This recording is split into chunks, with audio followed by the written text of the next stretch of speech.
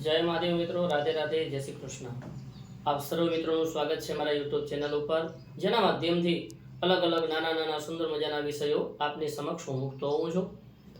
आज एक एवो विषय है जे अत्यंत उपयोगी है अने ए छे आगामी समय बाबते। एक नानकड़ो विडियो में पहला पण आप्यो छे के आपणे कई रीते सावधान रहेवुं जोईए।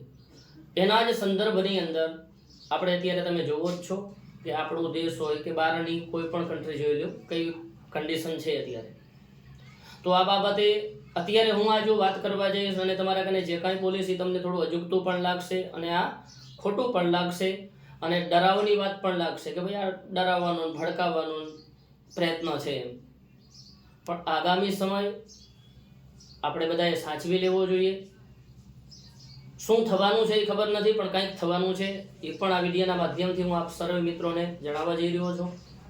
મોટા મોટા સંતો જોઈ લો, મહંતો જોઈ લો, તો જ્યોતિષના હિસાબે પણ એવી અનેક સમસ્યાઓ બતાવી રહી છે આગળના સમયની અંદર કે જેનાથી આપણે જો સાવધાન રહીએ, થોડા સચેત રહીએ અને પૂર્વ નિયોજિત જો આયોજન કરીએ તો 100% જે કાંઈ ઘટનાઓ ઘટવાની છે એની અંદર કોઈ ફરક નથી પડવાનો, પણ કમસે કમ આપણે એની અંદરથી આપણી સુરક્ષા અને આપણી જે કંઈ પણ જીવન જરૂરિયાત છે એની અંદર આપણે કોઈ પણ પ્રકારનું પીડાઓ કષ્ટનો સામનો ન કરવો પડે। બે ત્રણ મુદ્દા કહેવાના છે કે આગામી સમયની અંદર શું શું બનવાનું છે। તો મિત્રો, સર્વપ્રથમ તો 2025નું વર્ષ એટલે મંદીનું વર્ષ બતાવે છે કે મોટે પાયે મંદીનો માહોલ રહેશે। એ વિદેશ હોય તો ભલે અને એના છાંટા ભારત ઉપર પણ ઉડવાના છે, એની અસર આપણાને પણ થવાની છે। જો વૈશ્વિક સ્તરે મંદી આવશે તો આપણે એની અંદરથી કઈ રીતે બાકાત રહી શકીએ, તો એના માટે પહેલાથી જ એવા આયોજન કરીએ કે કમસે કમ આપણે એમાંથી કંઈક આપણો બચાવ કરી શકીએ। બીજી સૌથી જો મોટો થ્રેટ બતાવે છે, જે મોટી સમસ્યા બતાવે છે, એ સમસ્યા મિત્રો એ છે કે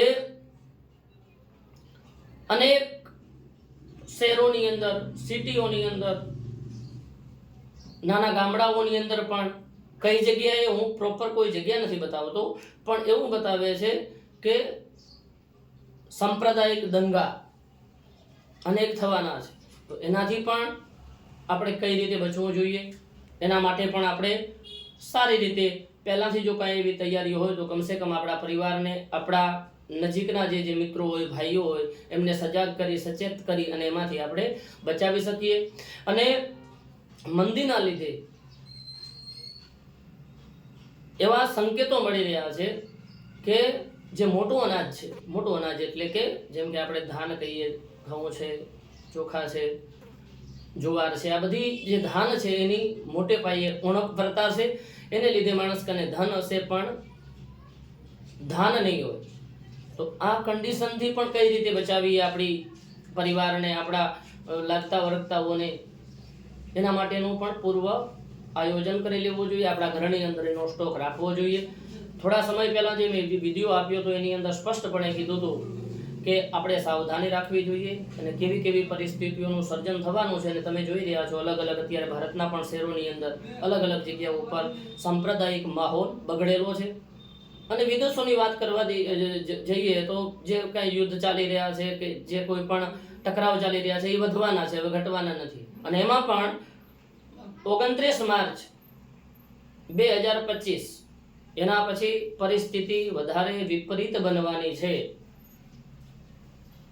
અને એની અંદર જો પણ કહું તો 5મા મહિનાની અંદર ગુરુ જ્યારે અતિચારી થશે, ગુરુ અતિચારી તો હવે 8 વર્ષ માટે રહેવાનો છે, પણ 2025ની અંદર મે મહિનાની અંદર જ્યારે ગુરુ પોતાની ચાલ બદલશે ત્યારે અનેક પ્રકારની સમસ્યાઓની અંદર અનેક પ્રકારે માણસોને અલગ અલગ રીતે ઘેરાવવું પડશે, અનેક સમસ્યાઓ આવશે।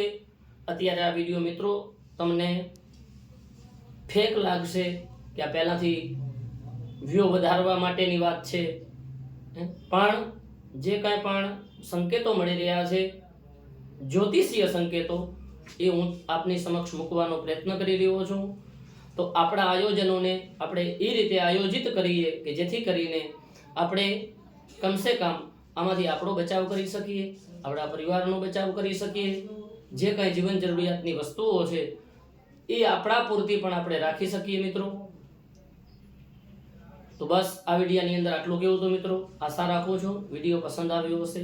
વિડીયો પસંદ આવે તો તમારા મિત્રો ભાઈઓને શેર કરજો, વિડીયોને લાઈક કરજો અને મારા ચેનલને જો અત્યાર સુધી સબસ્ક્રાઈબ ન કર્યું તો સબસ્ક્રાઈબ જરૂર કરજો મિત્રો. જય મહાદેવ, રાધે રાધે, જય શ્રી કૃષ્ણ.